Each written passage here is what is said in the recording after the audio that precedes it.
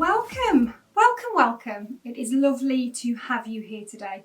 And I just wanted to follow on the conversation from my own spiritual journey. And I've done a couple of videos before this one, so if you haven't caught them, have a little look and check them out so you can see kind of chronologically the development in my own spiritual journey. And then you'll know that part of that journey is this authentic sharing, storytelling, and just being able to articulate my experiences and share some of the wisdom and some of the tools and some things that might help other people that are in a similar place to where I've been and to where I am now to map and navigate their own journey. So this particular video is going to be all about that, just developing things on a little bit into the current space that I occupy now and in the current path that I'm walking, and who knows where that may lead, and who knows what might come up and what twists and turns and changes may happen. But right now I'm feeling pretty grounded, pretty solid, and in a really fortunate and very exciting position that I'm pivoting completely from my old self, my old life, my old perspectives, my old behaviours into a very new space. And I've only been able to do that through some real deep inner work. And I mean deep, like deep. And when we talk about the term shadow work and all of the connotations with that, and it sounds really scary. We don't like shadows, and it sounds like it's something out of a horror film. And I personally was kind of a little bit subconsciously repelled when I first heard the terminology. And now I'm kind of coming into my own and coming into my space, especially here in the West, where this is, some of my practices are not really used or heard of where I live in Wales or in the UK really. So I've had to kind of go with it. I've fought and resisted and tried different things over the years, and I've reached a point where that's not happening anymore. I know what I need to do. I know what my purpose is, and this is now the path that I'm on. And a lot of people think it's brand new, and I've had some kind of midlife crisis, and it's like, oh, it's just gone all weird and woo-woo. But this is just me. This is just the real. This is the inside coming out for all to see. So this is authentic Janie sharing. And what I kind of want to get across to people, especially now, because within the spiritual community in particular, and it's really great to see, and I've said this before, people are so much more receptive now, whether that's because they have no options, which makes me sad. People have exhausted everything else and they're trying to find fixes everywhere else, and the way the world is, those things aren't there. You can't get a lot of medical help anymore. There's waiting lists, and there's people have been looking externally for fixes and distractions, and that only works for so long before the inevitable happens and some kind of chaos ensues. Whether that's a physical thing or a psychological and emotional thing, financial thing, the Jenga block will get pulled at some point, and then you have to try and extract the learning and build yourself up again. And many of us find ourselves in these cycles where we go through and we think, why me? Why is it always happening to me? And then you start again, maybe with a different disguise, but the same pattern, because you're still doing it. You've still not learned the lesson.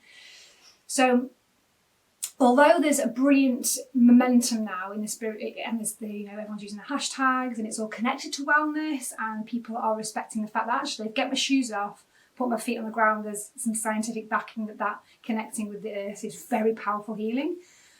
I was saying this a few years ago, it's like, it's just being a weird old new age hippie again, and the tree huggers over there, you just don't go near them because they're weird. And now it's like, well, hang on, we've just got some science to show that there's massive health benefits to connecting with nature. Win it. I don't care, it's fine, as long as it's happening. It doesn't matter why it's happening. But there is this love and light revolution, should we call it? This everybody wants to be a spiritual practitioner. It's really trendy. It's brilliant because it's sharing what we need. This lost wisdom needs to come back. But then there's a danger that it becomes very commercialised, and again, it becomes part of the problem. And everybody's using things to make money, which we all have to do. We have to survive, and I'm doing the same thing.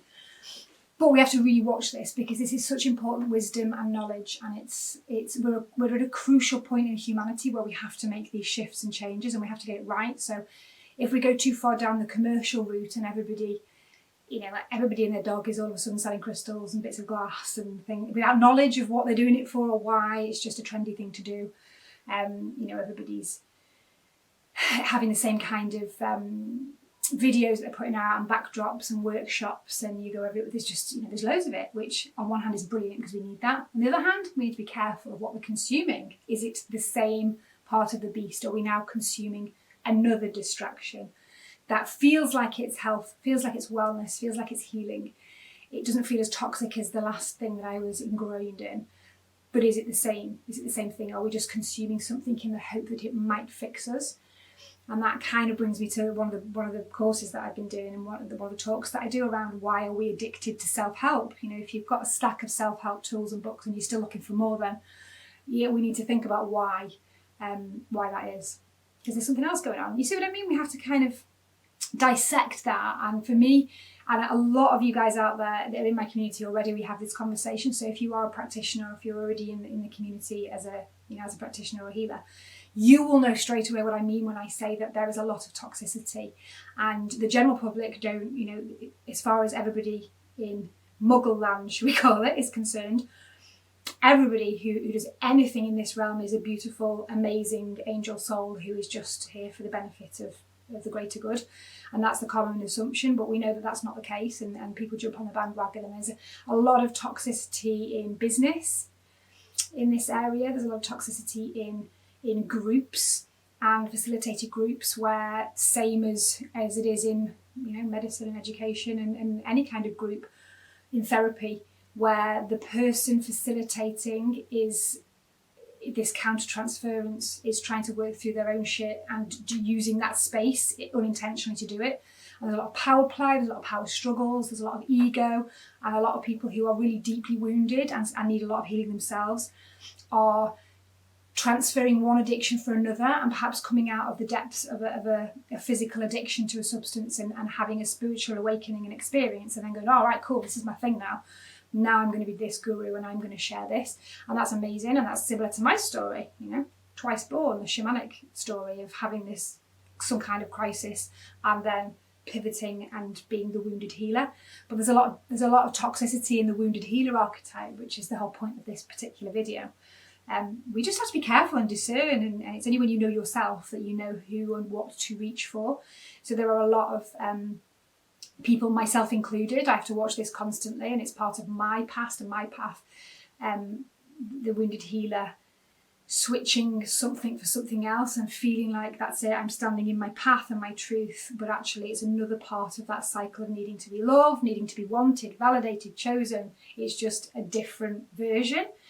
And that's tough, especially when you've worked really hard and you've got your discipline and your practice and everything's great. But I would say that if things are still resisting, and if something in your life is not going right, and there's still toxicity and drama and stuff happening and shit all over the place, it's probably because you're in that cycle still, and that's confusing and difficult. But I would imagine that's why. So, incredibly long story, a little bit shorter.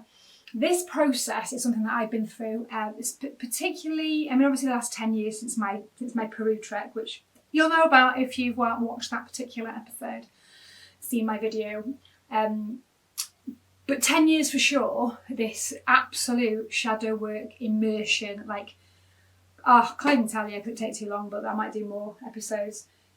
Learning after learning after learning after learning, deep psychological, emotional, inner child stuff coming up to be purged and processed and worked on. And there's some great memes out there that will show spiritual development, spiritual awakening, spiritual enlightenment, however you term it, is not all namaste, lotus position, sunshine and rainbows. It's like a rebirth, literally. I joked with someone a while ago that those of you who have been through childbirth will know this. I feel like I'm stuck at 9.5 centimetres and there's no way out, and I'm just stuck there because it's so painful. It's just really, really painful to experience. But there is hope. It's having that faith in something bigger than, and that can be religious and that can be non-religious, it can be spiritual, it can be non-spiritual.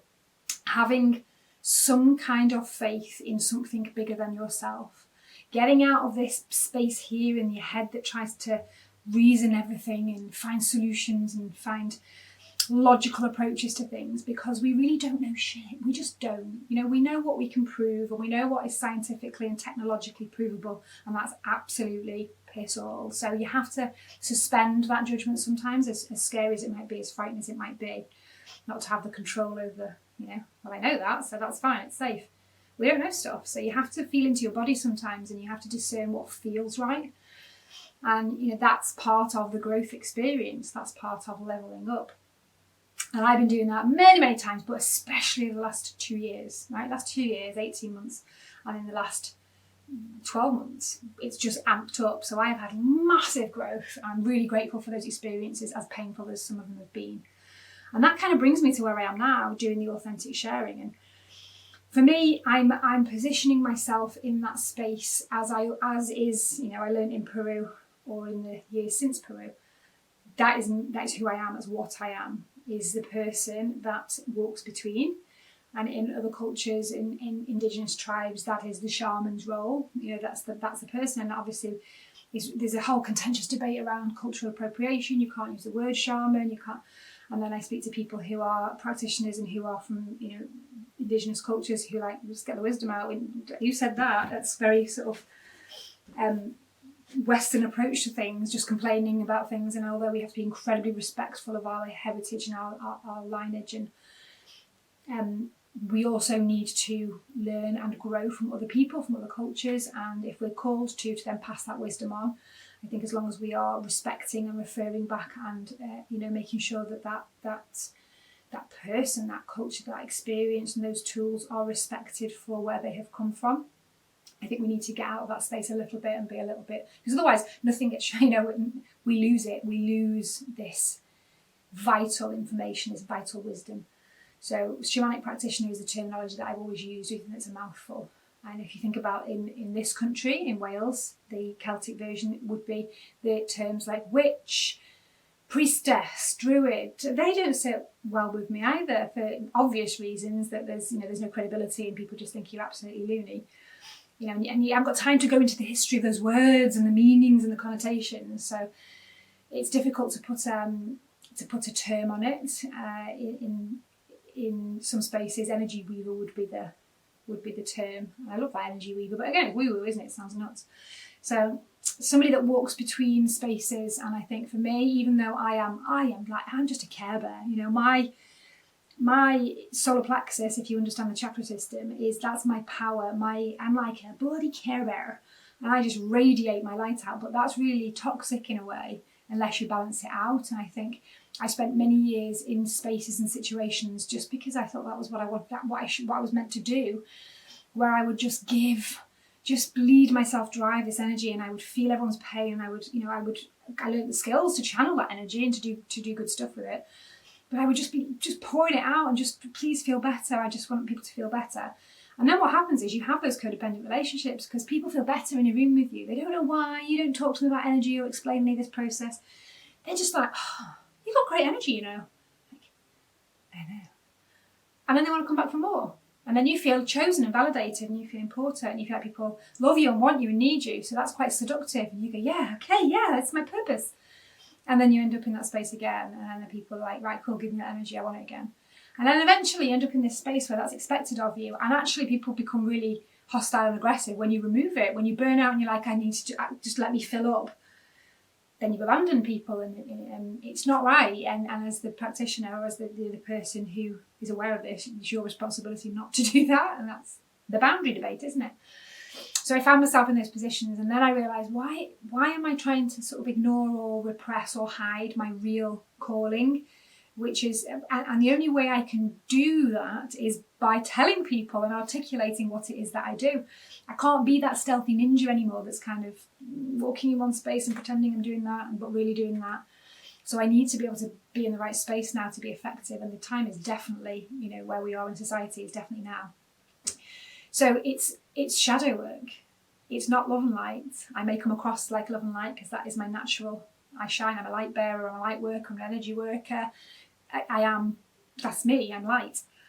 However, my role and my job and my purpose is to support people out of the dark, and I have to be able to learn how to get into the dark, how to move in the space, support myself, protect myself when working with people who are, either in the depths of despair and need someone to shine a light and hold their hand and help them back out again, Or if people, and you may be one of them, if people are in a space where they think they're winning at life, but then they realise that they're unfulfilled and there is something there that is not what they thought it was. Like my past experience, you think, this is on my bucket list, I've sussed it out, everything's great. Why do I not feel fulfilled? Why am I in pain? Why am I physically in pain? Why do I have these addictions? Why do I behave like this? Because something isn't right. There is some hidden program under the surface. It could be a childhood wound. It could be a soul scar, I call them, energy wounds and soul scars. There's something there that needs uninstalling in order for you to actually level up properly and not just mask it. So if that's you, that's the same thing, is then going from a space where you have the mask of perfection and everything on the surface seems great, and then having the courage and helping people to have the courage to actually step back and dive down into the shadows to unpick, to find what's hidden and being very insidious and holding you back. Shine a light on that, process it, purge it, release it, and then you're off. So that's my role, and it's a very exciting and interesting role. And it's something that people don't understand very much. So, and I think you don't have to understand it. You just have to understand that it's there. You don't need to know how the ins and outs and how it works. And the way that it's going to be working so that I can show up as authentically as I can and that I can protect my own energy and my boundaries from my learning is digital platform in particular. So digitally, you'll be able to access all of my stuff. I've been recording away furiously. I've got some really incredible interactive stuff. And I've set up this whole school called Mojo School. So Mojo School of Holistic Wellness. It's going to be an app. So you'll be able to get it on your phone. And there will be access to all kinds of things that are focused around the medicine wheel. And I'm going to do a specific video next on the medicine wheel. It's around complete holistic well-being, whether that is mental, physical, emotional or spiritual, and you can sort of work your way around, and there's some cool tools in there to help you assess where you're at, what you need, build yourself a map of where you need to go, and then a little wellness passport so that you can get on your journey to get the learning and the tools and the resources that you need. So I've spent a long time on that, and that's how I'm showing up now. I'm going to be sharing all that through the podcast, through my Substack writings. I'll be speaking at events, I'll be doing workshops and things like that. But I'm avoiding one-to-one coaching and being in one-to-one spaces because that's where I get into my toxic space, and I don't really do anybody any good in that space. So it will be digital, online stuff that you can access, all of my heart and soul poured out into this amazing new digital infrastructure, so it's at your fingertips.